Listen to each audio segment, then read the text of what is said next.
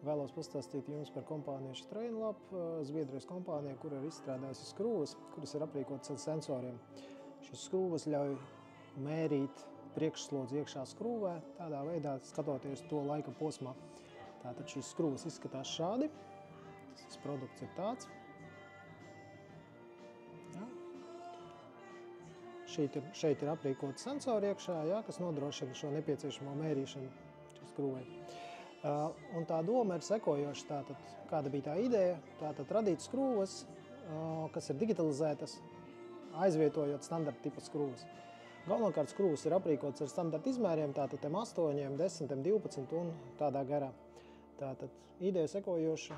Iekšā ir baterija, kas nodrošina barošanu, jā, un tā baterija nodrošina ilgtermiņā darbību vismaz 2 gadi. Tātad realitāte ir 5, jā, ko ražotājs nosaka, bet dažāda veida apstākļi tātad ietekmē temperatūras un kaut kādu varbūt mehānisku iespēju ietvarā tā baterija varētu strādāt mazliet īsāku laika posmu.